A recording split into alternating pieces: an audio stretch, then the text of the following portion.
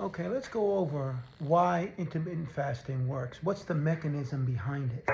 And if you know this, you'll better understand what's expected and how to handle it, how to go about it.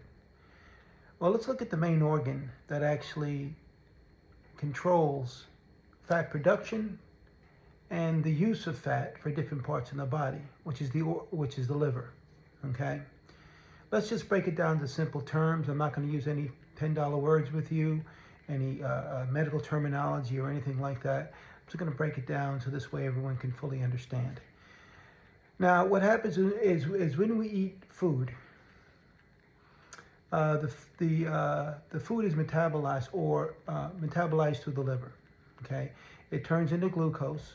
Glucose enters the liver, and if the liver has a sufficient amount of glucose, or the body has a sufficient amount of glucose, what winds up happening is that the liver says, "Hey, I've got all I need. I don't need anything more. Let's go and store this. Let's turn it into fat and store it somewhere so we can use it at some time down the line." Back in the days, I guess the caveman days, when they were lean days and they didn't catch them a woolly mammoth, they might have gone days without eating food. So those fat stores that are built up, which I doubt very much that they had a lot of fat, but the fat stores that are built up are there to preserve the body for leaner days. Okay. Now just picture this. With our American diet and the way that we eat, the amount of carbohydrates and sugars, that's more than enough on a daily basis. Overproduction of the nutrients and the glucose that we need in order to work our bodies every day. So what happens to the excess? Well, the excess is turned into fat and is again stored at different parts of the body. Now we see it in our stomachs, we see it in our chests, we see it in our arms, our butts, our legs, whatever. Those are all storage places for fat. Okay, so now we have that issue. So how do we get rid of it? Now most people automatically go to eating salads, carrots, working out like a mad person, sweating and huffing and puffing. That does very little to reduce the fat in the body. The fat was made on a metabolic basis, and it's going to be taken care of the same way, which means the way it went in is the way it's going to come out. So what happens is when you decrease the amount of added sugars, complex carbohydrates, and your body uses up the stores that it already has, then your body starts saying, "Hey, there's no more glucose. How are we ever going to survive?" And the glucose right now is what fuels the body. With most people, they are living on the glucose is actually, is the fuel source for their body. Okay, it's an inefficient fuel source, but it's the fuel source for most people because they consume large amounts of carbohydrates and added sugars. So what winds up happening?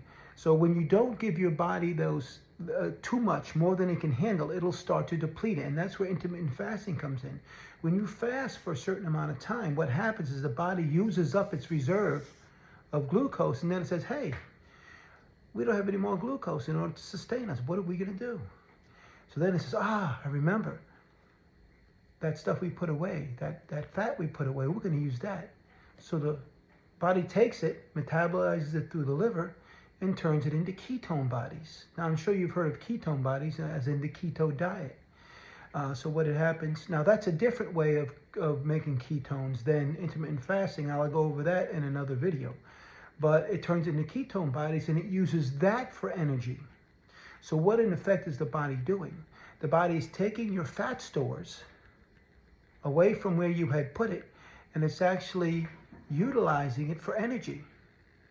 So when your body is fat adapted to where it no longer depends on carbohydrates and sugar in order to make it function, it relies on ketone bodies.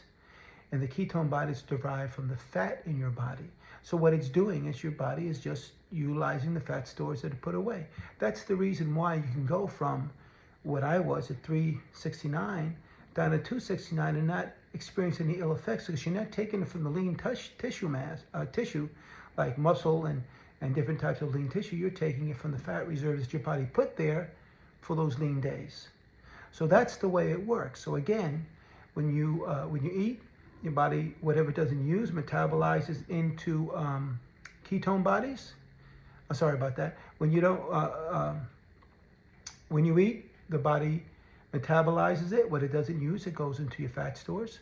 And then when you have lean times, it goes from your fat stores into the liver, turns into ketone bodies, and that's what it uses for energy. That's when you become fat adapted. You don't have hunger pains because your body is eating. It's eating the fat cells. So that's the way that goes. So then you throw exercise on top of that. Now exercise is great. It's great for endurance. It's great for strength. It's great for cardiovascular. It's great for all kinds of things. But it is not a very efficient source, efficient way to get rid of fat. Matter of fact, as I said, the liver metabolizes, makes fat, and then it goes through the liver again in order to dissolve the fat. So now how exercise plays into it has an indirect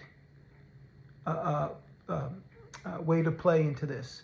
And the way that does that is when you exercise, you use up more of your energy sources, so you can get to the ketosis a little bit faster because your body's using up your glucose just that much faster. So it gets you to the state where you're actually in ketosis, and that your body's burning fat instead of glucose because it doesn't have it.